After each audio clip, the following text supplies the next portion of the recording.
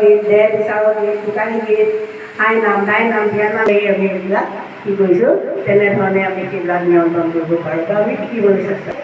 আজি এই অনুষ্ঠানটো যিসকলে ইয়াত আহি উপভোগ কৰিলেহি আৰু যিসকলে এই সামান্য আমি পাইছে সেই জ্ঞানখিনি যেন আপোনালোকে মই কালিও কৈছোঁ যে ওচৰ চুবুৰীয়াই হওক, ল'ৰা ছোৱালীয়ে হওক, ডাঙৰ হওক, সৰু হওক, ল'ৰাই হওক, বুঢ়াই হওক, যদি আপোনালোকে আমাক মাতে আমি নিশ্চয় আহিম। আমি পাতি সেই আশা যাতে আপোনালোকে আমাক নচাত নকৰি আমাক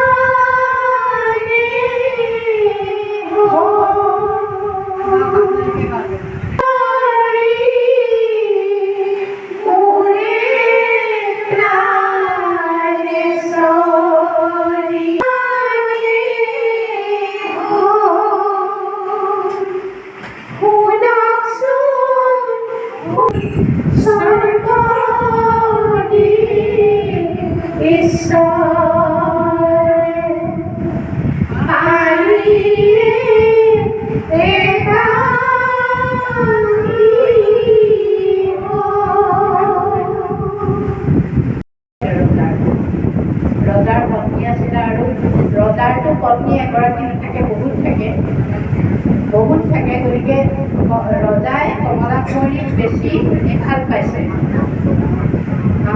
বাকীবোৰ এলাগী আছিলে। সেইকাৰণে সেই যিসকল আছিলে পত্নী আছিলে কমলা কুঁৱৰী, তেওঁলোকে মানে এটা চক্ৰান্ত কৰিলে যে সেইটো হয় দেশত কমলা কুঁৱৰীক কি কৰিলে শাস্তি দিয়াত। আৰু সেইকাৰণে কমলা কুঁৱৰীয়ে স্বৰ্গদেৱে মানে ইমান ভাল পাইছিলে যে কমলা কুঁৱৰীক গীতটো গাইছে, আমি গাম। এতিয়া স্বৰ্গদেৱে সুধিছে যে পানী কিমান। বাইদেউক ধন্যবাদ জনাইছোঁ, বাইদেউ বৰ ধুনীয়াকৈ ক'লে কথাখিনি। মই আৰম্ভ কৰিছোঁ গীতটো।